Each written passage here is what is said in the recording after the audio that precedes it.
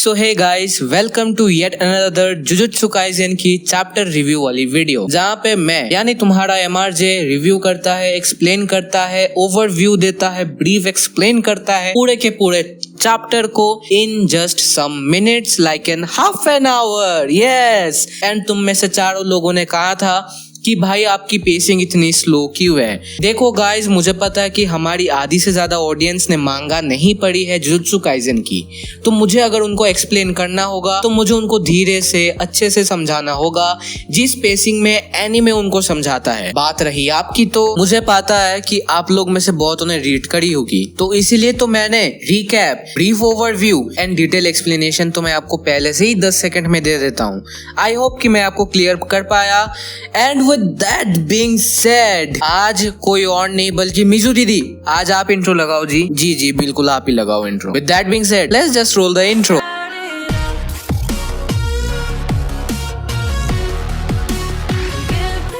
Recap, पिछले chapter में हमने देखा जुजुत्सु काइसेन के सॉर्सरर के पास्ट को, यानी उन लोगों का बैकग्राउंड स्टोरी हमें दिया जा रहा है, जिसमें गोजो, गेतो, शोका, मेमे और भी पता नहीं कितने लोग रिलेटेड हैं। बट मोस्ट इम्पोर्टेंटली हमें पता चल चुका है द स्टार वेसल के बारे में। अगर आपको डिटेल में जानना है वीडियो के ऊपर, देन पिन कमेंट पे चैप्टर 65 का लिंक दिया होगा, just go there and check the video out.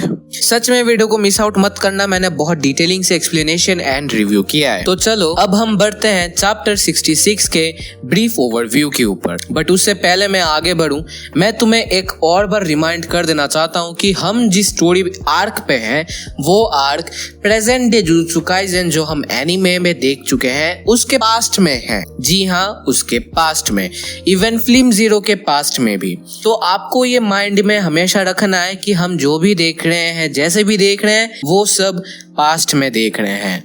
उसके अलावा हमें ये भी याद रखना है कि अगर हम कोई वीडियो मिस करते हैं तो उस पहली वाली वीडियो को जाके हम देखते हैं। मैंने वीडियो में तीसरी बार बोल दिया है, अगर 65 नहीं देखा है तो 65 को जाके देखो, वरना इस वीडियो में कुछ नहीं समझने वाले हो आप लोग। अब बढ़ते हैं ब्रीफ ओवरव्यू के ऊपर। सबसे पहले चैप्टर का title hidden inventory part 2। Yes, jujutsu Kaisen उन मांगा में से है जो अपने टाइटल को एक बार नहीं, 2 बार नहीं, 4, 5, 6, 7, 8 बार भी यूज करती है। सेम टाइटल बिल्कुल पार्ट 1, 2, 3, 4, 5, 6 कर करके।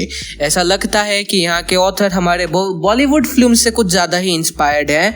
बस ऐसा ना हो कि कुछ दिन बाद ऐसे लिख दे hidden inventory returns in future, you know. No, God, please, no!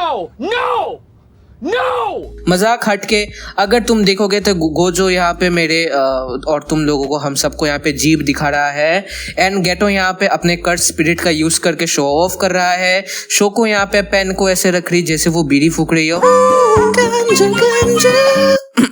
उसके बाद क्या, चैप्टर के फर्स्ट हाफ में हम देखते हैं कि कैसे गोजो एंड गेटो एक दूसरे के बेस्ट फ्रेंड हैं, कैसे प्रिंसिपल स्कूल के एक बहुत ही मैं क्या कहूँ, वो शब्द नहीं मिल रहा, अगर मैं उस शब्द को शब्द दूं तो वो होगा एनोइंग है।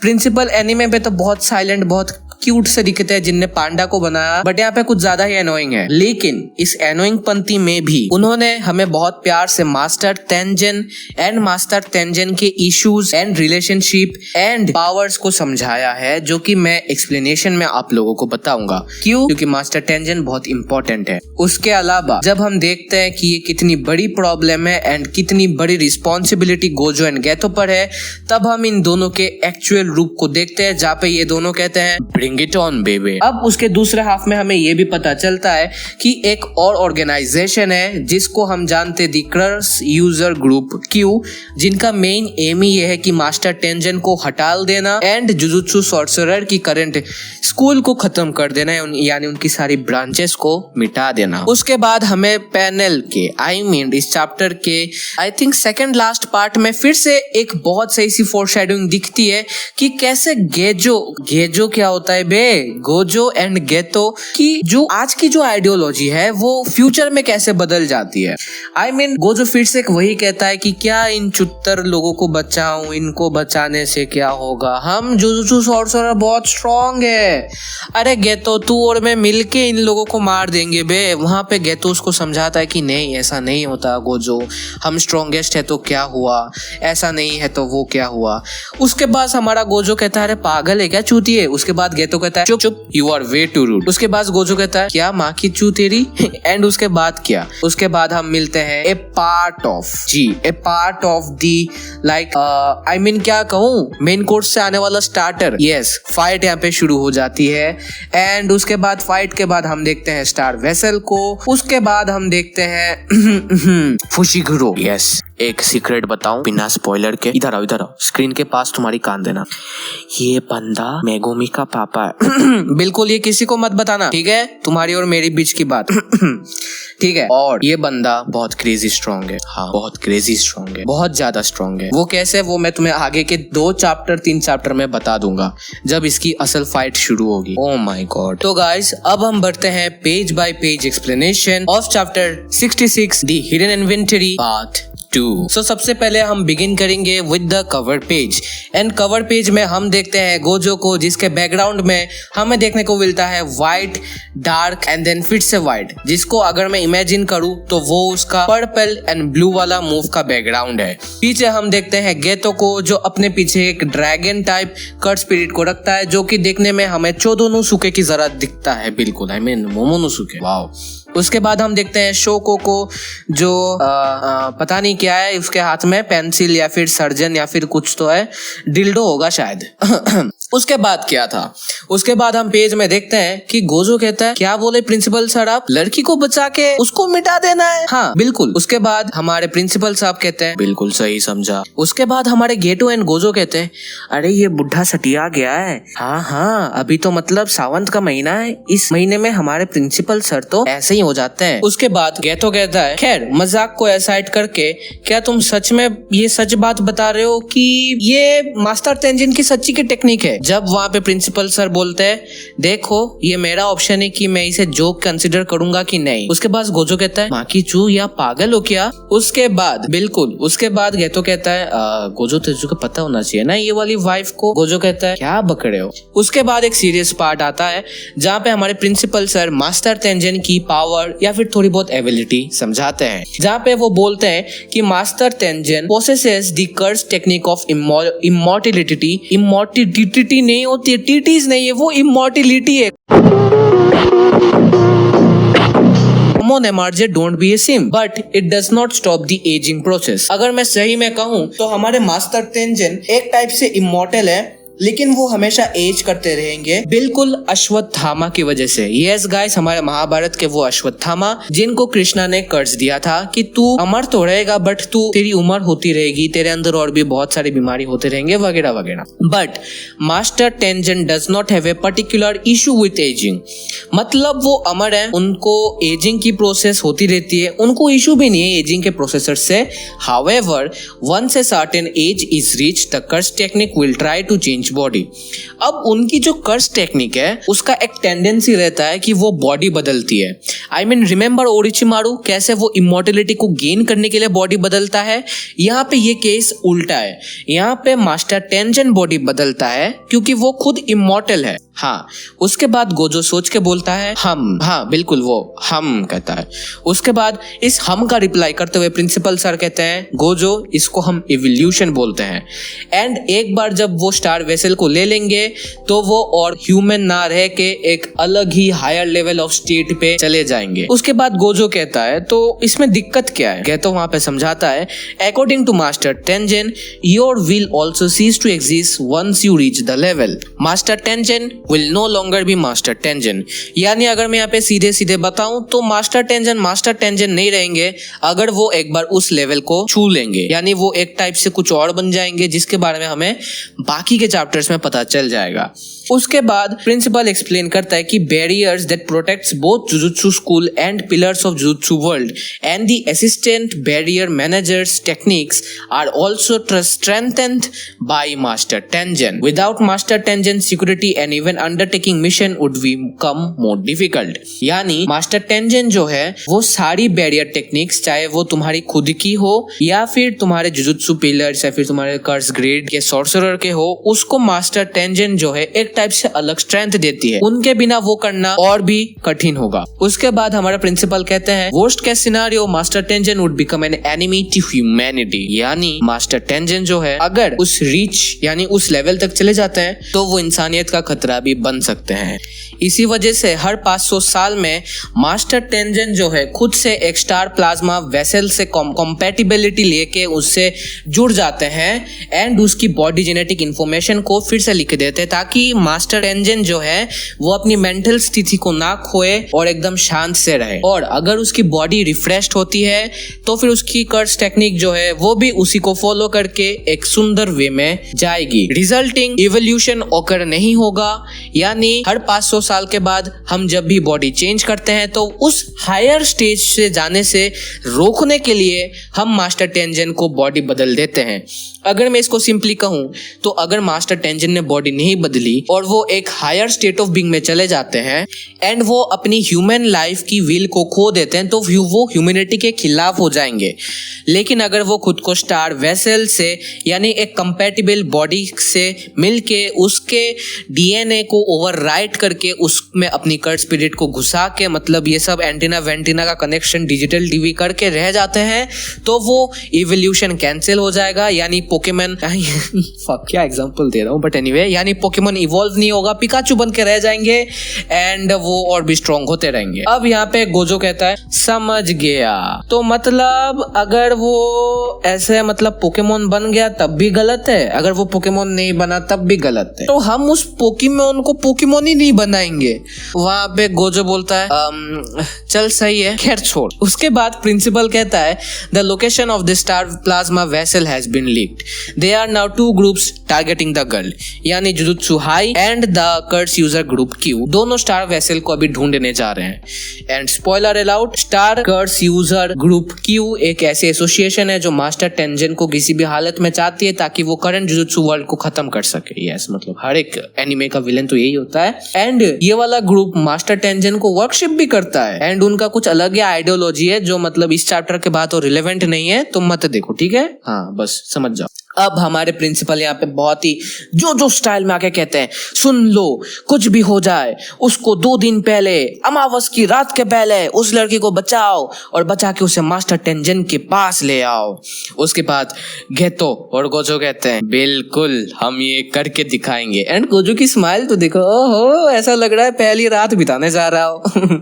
उसके बाद गोजो मिलता है हमें एक पेप्सी खरीदते हुए. बिल्कुल इस पैनल को अगर तुम डिटेल में देखो तो एक साइड में तुम्हें देखेगा Mountain Dew and Gojo Mountain Dew को छोड़कर पेप्सी पी रहा है एंड उसके पास कोई सोडा की बोतल है जिसे मैं पहचानता नहीं. I mean sorry. Also this video is not sponsored by Mountain Dew Pepsi so please give us some money. We mentioned you people should better give us money. उसके बाद गोजो बोलता है मुझे समझ नहीं आ रहा कि ये कर्स ग्रुप क्यू वाले जो यूजर है वो उसके खिलाफ क्यों है एंड उसको स्टार रिलीजियन से क्या मतलब ताकि वो उससे मार दे. फिर गोटो कहता है देख वो जिससे पूजा करते हैं वो प्योर मास्टर टेंजन है. उसे लगता है कि अगर स्टार प्लाज्मा से प्योर मास्टर टेंजन मिल जाते हैं तो मास्टर टेंजन की जो प्योरिटी है ना वो खत्म हो जाएगी और यही चीज स्टार ग्रुप वाले मतलब यूजर चाहते नहीं. और फिर गोजो कहता है anyway it should be okay, हम तो वैसे भी स्ट्रॉन्गर हैं और इसलिए मास्टर टेंजन ने बस हम दोनों के लिए बुलाया है, मतलब हम दोनों को ये मिशन दिया है क्योंकि हम दोनों एक साथ स्ट्रॉन्गेस्ट हैं. उसके बाद गेटो कहता है तू सही तो है ना. उसके बाद गोजो कहता है अरे तुझे खुद और समझना चाहिए कैसे तू चलता है. हाँ एक काम तो तू करता नहीं है, पर्टिकुलरली तू अपने सुपीरियर्स को तो बिल्कुल इज्जत नहीं करता है. तू बहुत बहुत ज्यादा रूट है गोजो, तेरे से कुछ काम होता भी है कि नहीं? तू अकेले क्या करेगा रे? हमेशा जब भी देखो पेप्सी स्प्राइट कुछ ना कुछ पीते रहता है, अपने शरीर का ध्यान रखेगा। उसके बाद गोजो बोलता है माँ की मैं तेरा क्या लगता हूँ रे जो तू मुझे इतना गैला रहा है। उसके बाद देखते हैं एक बहुत बड़ा एक्सप्लोशन नियर ए बिल्डिंग, जहाँ पे कहता है that way your juniors won't be scared of you. उसके बाद तब भी गेटो गोजो को सुना रहा होता है, बिल्कुल अनिकेत भैया जैसे मेरे को सुना रहते हैं। उसके बाद गोजो बोलता है अरे मेरे माँ चुप कर जा भाई। यहाँ पे एक्सप्लोनेशन होता है, वहां पे जाते हैं। फिर दोनों उस बिल्डिंग को देखते हैं, चौंक जाते हैं कि अरे भूसरा यहाँ पे क्या हो गया बे। उसके बाद देखते हैं लगता है भाई हमारा टाइम आ गया है, इससे पहले कि वो बच्ची मर जाए हम जाके उसे बचाते हैं। हम देखते हैं उसके बाद ये तो खुद ब खुद रेडी हो जाता है, अपने हाथ में कर्स स्पिरिट लेके। गोजो सीरियस हो जाता है, चश्मे को अपने आंखों के सामने लगा के। एंड फिर हम देखते हैं वो दोनों फिर से बिल्डिंग की ओर ही देखते रहते हैं। वो दोनों बिल्डिंग की ओर ही देखते रहते हैं। फिर बिल्डिंग से गिरती है वो लड़की एंड ऊपर से एक वो मतलब ऑपोजिट साइड का बंदा क्यों पता नहीं इन लोग का नाम इतना अजीब क्यों है, वैसे नाम लेते लेते मेरी जान निकल जाती है। खैर इनको वीडियो में हम क्यू मेंबर कहेंगे। तो क्यू मेंबर ने उस लड़की को ऐसा मतलब बिल्डिंग से फेंक दिया, जिसके बाद उस क्यू मेंबर का नाम दिखाया जाता है जिसका नाम होता है कोकुन। Yes cocoon. फिर क्या कोकुन चौंक जाता है कि गेतो ने जो है उस बच्ची को अपने कर्स मतलब क्या है ये चीज, दिखने में स्क्विड लग रही है, आधी आधी पंछी, पता नहीं ये कैसा कर्स स्पिरिट है। खैर तो किसी तरह से गेतो जो है अपने कर्स स्पिरिट को लेके उस प्यारी सी लोली सी बच्ची को बचा लेता है। लेकिन कितनी सी क्यूट है यार ये। उसके बाद गेतो मन में कहता है अरे ये लड़की है स्टार प्लाज्मा वेसल, ये तो स्कूल की बच्ची है बे, इसको कैसे लेंगे। उसके बाद वो क्यू मेंबर वाला बोलता है सुन बे बच्ची को उधर दे या फिर मैं तुझे मार दूंगा। गेटो कहता है क्या बे भोसरी के तेरी आवाज नहीं आ रही है, जरा पास में आएगा ना, पास में आ। उसके बाद गेटो कहता है फ्यू इसने तो टाइम में बचा लिया लोरी को। हाँ देखो कैसे हीरो बन रहा है। ये कहते ही उसके ऊपर बहुत सारे चाकू आ जाते हैं एंड वो उन चाकू को रोक देता है। तभी एक लड़की कहती है अमेजिंग, तुम तो बहुत फेमस सातुरु गोजो हो ना, मैंने तुम्हारे बारे में बहुत सुना है। एंड उसका नाम बताया गया है कि वो क्यू सोल्जर बायर है। वाह कोकुन का बायर, नाइस बहुत नाइस। उसके बाद वो लड़की कहती है चलो गोजो जरा दिखाना कि ये सारे र्यूमर्स सच है कि नहीं। उसके बाद गोजो कहता है बिल्कुल, लेकिन एक प्रॉब्लम आ रही है। उसके बाद वो लड़की कहती है देखो गोजो एक रूल बनाते हैं। गोजो कहता है रूल। उसके बाद गोजो कहता है देखो मैं तुम्हारे साथ ऑल आउट जाके ट्रबल नहीं लाना चाहता और मैं ये भी ना चाहता कि तुम बाद में मुझे रोती पड़ी रहो और कहो कि प्लीज मेरी जान मत लो प्लीज। उसके बाद वो लड़की कहती है ओ नो खोजो गुस्से में आके। एंड उसके बाद फाइट बिगिन हो जाती है। उसके बाद हमें स्टार रीजियन यानी sorry the star religious group के does not have the power to fight करके एक इंसान देखता है। जी वो इंसान कौन है हमें अभी तक बताया नहीं जाता, लेकिन वो किसी और इंसान को ये बताया जाता है जो दिखने में पीछे से एकदम हैंडसम लग रहा है। एंड वो बोल रहा होता है हाँ लेकिन उनपे बहुत पैसे हैं कि वो 2-3 और 14 के हीरोज को लाके ऐसे फाइट करते रहेंगे। तो फिर वो ब्लैक कोट वाला आदमी पूछता है उस आदमी को कि क्या हाउ अबाउट इट ज़ेन इन। बिल्कुल आपने सही सुना ज़ेन इन। उसके बाद वो काला कोट वाला आदमी उसी बोल रहा होता है how is a little star plasma vessel assassination sound to you. उसके बाद वो ज़ेन इन बोलता है I don't go by the name Zenin anymore, I got married and took my wife name, I now go by the name Fushiguro. So हाँ guys यहाँ पे खत्म होती है चैप्टर एंड यहाँ पे खत्म नहीं होती, खत्म हो ही जाती क्योंकि वो फुशिगुरो मान लेता है वो डील एंड वो करने जाता है डील को क्लोज। वीडियो खत्म हुई है बट मेरी ओपिनियन नहीं। ये चैप्टर बहुत ही ज्यादा इंपॉर्टेंट था क्योंकि हमें पहले तो स्टार प्लाज्मा वेसल के बारे में पता चला कि वो एक लोली एक स्कूल गर्ल है एंड हमें ये भी पता चला कि ये ज़ेन इन वाला बंदा फुशिगुरो का नाइस भाई ताली बजाओ यार बेंचो, बहुत सही वीडियो बना दी मैंने। And with that being said बेंचो तुम सभी को लाइक करना है एंड कमेंट करना है एंड कमेंट में फिर से मत बोलना कि मैंने बहुत धीरे से एक्सप्लेन करी है क्योंकि मैंने एनिमे ओनलीज के लिए चीज बनाई है, तुमने पढ़ के रखी मुझे पता है पेंचो, इसलिए मैं तुम्हारे लिए अलग अलग वीडियो लाऊंगा। With that being said players keep playing, play on.